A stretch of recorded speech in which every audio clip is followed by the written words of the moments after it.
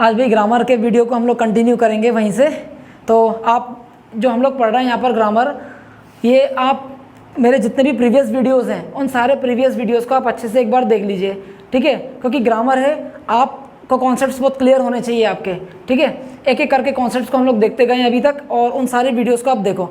सारी की सारी वीडियोज़ सीक्वेंस में आई हैं, ठीक है, सीक्वेंस में आई है सारी वीडियोज़। अगर आपका सीक्वेंस बिगड़ेगा तो वीडियोज़ में आपको कुछ भी समझ में नहीं आएगा। अब ध्यान से देखो, उसी के आगे मैं आज कंटिन्यू करता हूँ। मैंने यहाँ पर कुछ वर्ड्स लिख रखे हैं, in addition to, as well as, along with. इनको पहले तीनों को देख लेते हैं। और दूसरा मैंने यहाँ पर लिख रखे हैं लाइक, अनलाइक और बट। जब आप एक वर्ड को बोलते हो यहाँ पर, लाइक, अनलाइक, बट, इन्हें हम लोग बोलते हैं प्रेपोजिशन। क्या बोलते हैं? इन्हें बोला जाता है भाई प्रेपोजिशन। और भी सुने होंगे, इन, ऑन, इनटू, ये सब तो सुन रखे हैं तुमने, लेकिन ये वाले नहीं सुन रखे होंगे। लाइक, अनलाइक, बट, ये भी किसकी तरह काम करते हैं? प्रेपोजिशन की तरह काम करते हैं। फिर लिख रखा है मैंने यहाँ पर इन एडिशन टू, 3 वर्ड्स हो गए इसमें, एज वेल एज 3 हो गए, अलॉन्ग विथ 2 हो गए। इनको बोलते हैं हम लोग प्रेपोजिशनल फ्रेज। इन्हें बोलते हैं हम लोग प्रेपोजिशनल फ्रेज। प्रेपोजिशनल फ्रेज का मतलब ये होता है कि जब एक से ज़्यादा वर्ड्स जब प्रेपोजिशन की तरह काम कर जाएं, एक से ज़्यादा वर्ड्स जब प्रेपोजिशन की तरह काम कर जाएं तो उन्हें आप प्रेपोजिशनल फ्रेज कह दिया करो, ठीक है। अच्छा, मैंने आपको प्रीवियस वीडियो में मैंने आपको बता रखा है कि प्रेपोजिशन जो होता है, इस प्रेपोजिशन के बाद में आने वाला हमेशा क्या होता है? प्रेपोजिशन का ऑब्जेक्ट होता है। प्रेपोजिशन के बाद में आने वाला क्या होता है? प्रेपोजिशन का ऑब्जेक्ट होता है। और ऑब्जेक्ट बनता कौन है इंग्लिश में? इंग्लिश में बनता है ऑब्जेक्ट या तो सब्जेक्ट, या तो बनेगा कौन? नाउन, या फिर बनता है प्रोनाउन। तो नाउन या प्रोनाउन का ही काम होता है इंग्लिश में, सब्जेक्ट बनना और ऑब्जेक्ट बनना। अब देखो ज़रा यहाँ पे ध्यान से, तो ये तीनों की तीनों हुए प्रेपोजिशन और ये हुए प्रेपोजिशनल फ्रेज। चाहे प्रेपोजिशन हो चाहे प्रेपोजिशनल फ्रेज हो, आने वाला प्रेपोजिशन का ऑब्जेक्टिव केस ही होगा, ठीक है। देखो जरा क्वेश्चन चिपकाते हैं जरा इसमें हम लोग। शुभम एज वेल एज अनुज। अब यहाँ पर देखो, या तो इज आएगा या फिर क्या आएगा इसमें? आर आएगा, ठीक है। देखो, लेकिन वो क्यों आएगा? लॉजिकल रीज़न होना चाहिए हर चीज़ के पहले कि कोई अगर आंसर आ रहा है तो उसके पीछे लॉजिक क्या है। एज वेल एज यहाँ पर मैंने आपको बताया अभी अभी क्या होता है? प्रेपोजिशनल फ्रेज होता है। इसका मतलब ये तो प्रेपोजिशन हुआ, आने वाला प्रेपोजिशन का क्या हुआ? ऑब्जेक्ट हुआ।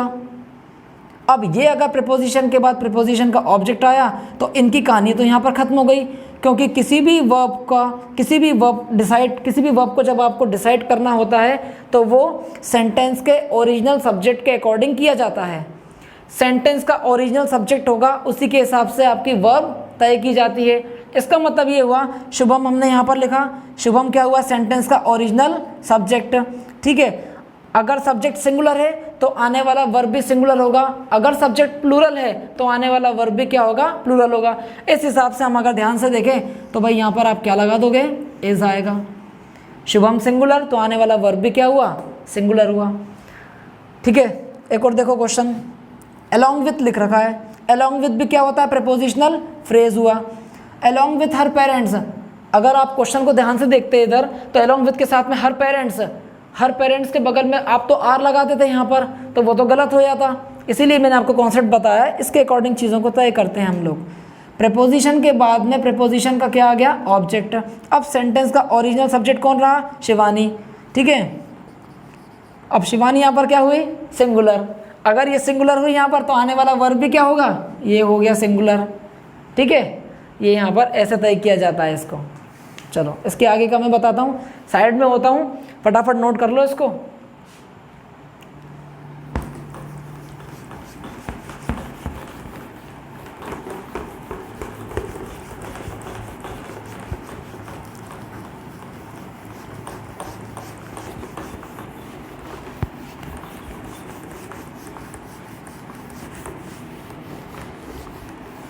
इसके आगे की चीज़ को हम लोग कंटिन्यू करते हैं अब।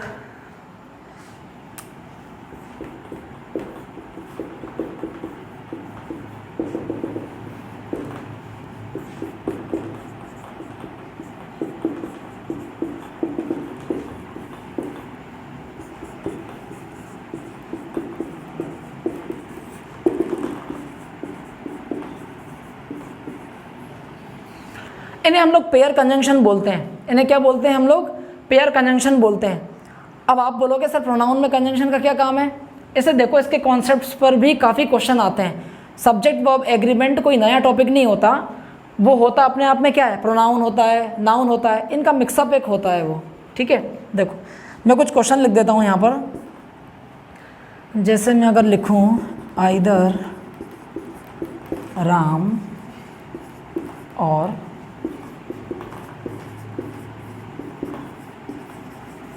his brothers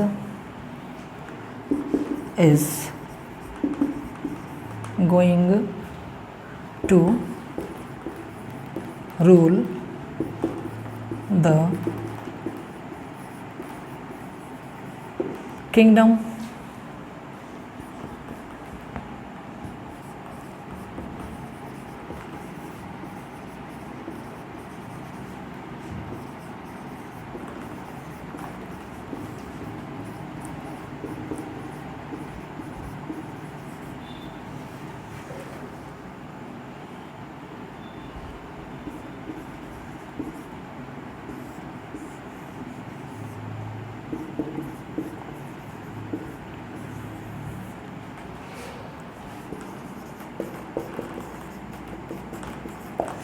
अब ये क्वेश्चन लिख रखे हैं मैंने यहाँ पर दो, ध्यान से देखो इन्हें।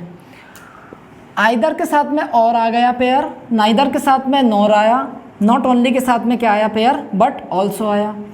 अगर हम ध्यान से देखें तो आइदर के साथ में आपको कोई ना कोई सब्जेक्ट लिखा हुआ मिलेगा यहाँ पर, और के साथ में भी क्या मिलेगा? कोई ना कोई सब्जेक्ट मिलेगा। ऐसे ही नाइदर के साथ में कोई सब्जेक्ट लिखा हुआ मिलेगा, नॉर के साथ में भी कोई सब्जेक्ट लिखा हुआ मिलेगा, नॉट ओनली के साथ में कोई सब्जेक्ट, बट ऑल्सो के साथ में भी कोई सब्जेक्ट लिखा हुआ आएगा। अब इंपॉर्टेंट बात ये हुई यहाँ पर कि किसके अकॉर्डिंग आप यहाँ पे वर्ब को तय करोगे। ठीक है, वर्ब डिसाइड किसके अकॉर्डिंग होगी, ये चीज़ ध्यान से देखो। हमेशा ध्यान रखना कि जो इसका जो पेयर में सेकंड वाला जो लिखा हुआ रहता है, जैसे और हुआ, नॉर हुआ, बट ऑल्सो हुआ, इनके अकॉर्डिंग इनके जो नियरेस्ट सब्जेक्ट होता है, इनके जो नियरेस्ट सब्जेक्ट होगा उस सब्जेक्ट को देख लो, वो सिंगुलर है या फिर प्लूरल है। ठीक है, और के बगल में जो भी यहाँ पर सब्जेक्ट लिखा हुआ रहेगा, इसे मैं सब्जेक्ट नंबर 2 नाम दे देता हूँ। यहाँ पर भी आएगा तो सब्जेक्ट नंबर 2 हो गया, यहाँ पर भी अगर आएगा तो सब्जेक्ट नंबर क्या हो गया? 2 हो गया। सब्जेक्ट नंबर 2 के अकॉर्डिंग ही आप डिसाइड करोगे आने वाली वर्ब को। इसका मतलब ये हुआ सब्जेक्ट, अगर ये सब्जेक्ट आपके पास में रहेगा सिंगुलर या फिर हो सकता है अपने आप में प्लूरल। अगर ये होगा आपका सब्जेक्ट सिंगुलर, अगर सब्जेक्ट सिंगुलर है तो आने वाली वर्ब भी कैसी हो जाएगी? सिंगुलर। अगर ये प्लूरल है तो आने वाली वर्ब भी कैसी हो जाएगी? प्लूरल। बस यही चीज़ चिपकाना है अपन को, और क्या। अब देखो, आइदा के साथ में क्या लिखा हुआ है? राम। और के साथ में क्या लिखा हुआ है? His brothers. अब ये बात लिखी हुई है प्लूरल, ब्रदर्स लिखा हुआ है। इसका मतलब सब्जेक्ट नंबर 2 आपका अपने आप में क्या हुआ? सब्जेक्ट नंबर 2 अपने आप में हो गया भाई प्लूरल। अगर ये प्लूरल है तो सीधी सी बात है, आने वाला वर्ब क्या होगा? आर लगा दो यहाँ पर आप। ठीक है, आर लगा दो, आग नहीं लगा दो। ठीक है, फिर क्या लिखा हुआ है? Not only. नॉट ओनली के साथ में क्या लिखा हुआ है? रोहन। बट ऑल्सो के साथ में क्या लिखा है? हिज कलीग्स लिखा हुआ है। इसका मतलब हम ध्यान से अगर देखें तो बट ऑल्सो के नियरेस्ट क्या लिखा हुआ है? हिज कलीग्स लिखा हुआ है। इसके अकॉर्डिंग यानी कि ये प्लूरल हुआ तो आने वाली वर्ब भी कैसी होगी? प्लूरल होगी, ना कि सिंगुलर डिसाइड की जाती है। ठीक है, तो ये चीज़ भी आप लोगों को समझ में आ गई होगी। मैं साइड में होता हूँ, इसको वीडियो को पॉज करके इसे नोट कर लो।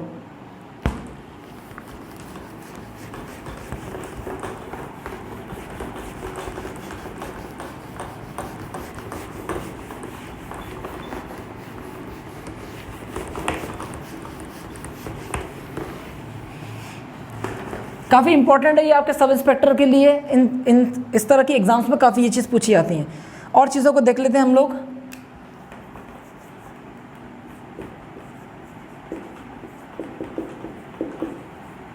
ट्रांजिटिव वर्ब, और दूसरा मैं लिख देता हूं यहां पर इन ट्रांजिटिव वर्ब। देखो बहुत आसान है ये भी।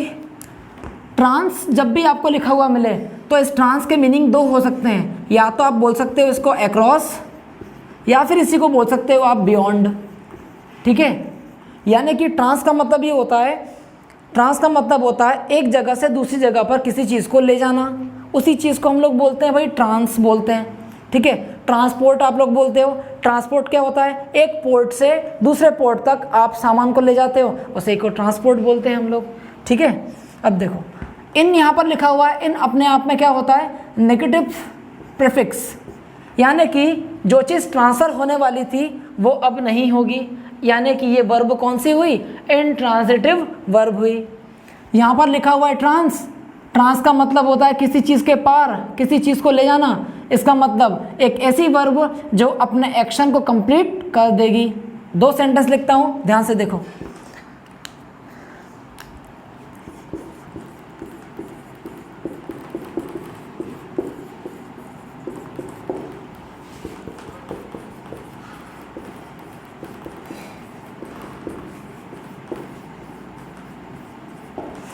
इन दोनों कॉन्सेप्ट्स को आप ध्यान से समझना, आपको पूरी कहानी क्लियर हो जाएगी कि ट्रांजिटिव और इंट्रांजिटिव क्या होता है। सिंपल सी बात है, ट्रांजिटिव का मतलब ये होता है कि कोई भी वर्ब उसको उसका क्या मिल जाएगा, ऑब्जेक्ट मिल जाएगा।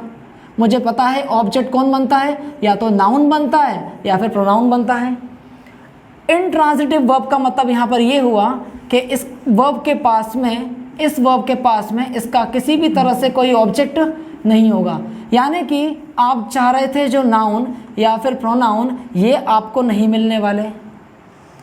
अब ध्यान से देखो इसे, ही शॉर्ट, भाई किसको शॉर्ट किया उसने, हॉर्स को। इसका मतलब ये है कि मान लो कोई भी जो पर्सन होगा, मान लो कोई भी जो पर्सन होगा उसने घोड़े की तरफ घोड़े की तरफ फायर करने की कोशिश की और गोली बिल्कुल किसको लगी, उस घोड़े को लगी। कैसे लगी, भाई आपने जो शॉर्ट वर्ब लिखा हुआ है इस वर्ब का एक्शन कहाँ ट्रांसफ़र हुआ, हॉर्स पर हुआ। ठीक है भाई, गोली मारी और गोली सीधे किसको लगी, हॉर्स को लगी, तो यानी कि उस वर्ब का एक्शन अपने आप में ट्रांसफ़र हो गया। कैसे हुआ, ये हुआ वर्ब, वर्ब के बाद आने वाला क्या हो गया, ऑब्जेक्ट हो गया। अभी बताया वर्ब को ऑब्जेक्ट मिल जाए तो कौन सी वर्ब है, ट्रांजिटिव वर्ब है। वो कौन सी वर्ब है, ट्रांजिटिव वर्ब है। ठीक है, वर्ब के बाद अगर ऑब्जेक्ट नहीं मिले आपको तो समझ जाना ना तो नाउन मिला है ना ही प्रोनाउन, इसका मतलब वो वर्ब कौन सी हुई, इंट्रांजिटिव वर्ब हुई। ध्यान से देखो, ही हो गया सब्जेक्ट दोनों सेंटेंस में, शॉर्ट क्या हो गया, वर्ब हो गया। अगर मैं ध्यान से देखूं सेंटेंस में तो शॉर्ट के बाद में ना तो नाउन है और ना ही प्रोनाउन है, ना तो नाउन है और ना ही क्या है, प्रोनाउन है। इसका मतलब इस वर्ब का एक्शन ट्रांसफ़र ही नहीं हुआ। ठीक है, ये तो होता है प्रीपोजिशन, प्रीपोजिशन के बाद में आने वाला प्रीपोजिशन का ऑब्जेक्ट होता है, तो इस वर्ब को उसका ऑब्जेक्ट नहीं मिला। इसका मतलब इस बार इस ही, यानी कि कोई भी है, मान लो सलमान खान को मान लो, ठीक है, तो सलमान खान ने क्या किया, सलमान खान ने उस घोड़े की तरफ गोली चलाई लेकिन गोली उसको लगी नहीं। क्यों नहीं लगी, क्योंकि अगर आप ध्यान से देखोगे तो इस वर्ब के पास इसका कोई ऑब्जेक्ट है ही नहीं। ठीक है, यहाँ पर इस वर्ब का उसका ऑब्जेक्ट था, इसका मतलब गोली चलाने वाले ने सीधे गोली किसके ऊपर चलाई, घोड़े के ऊपर, और घोड़े को गोली लगी, इस वर्ब का एक्शन ट्रांसफ़र हो गया।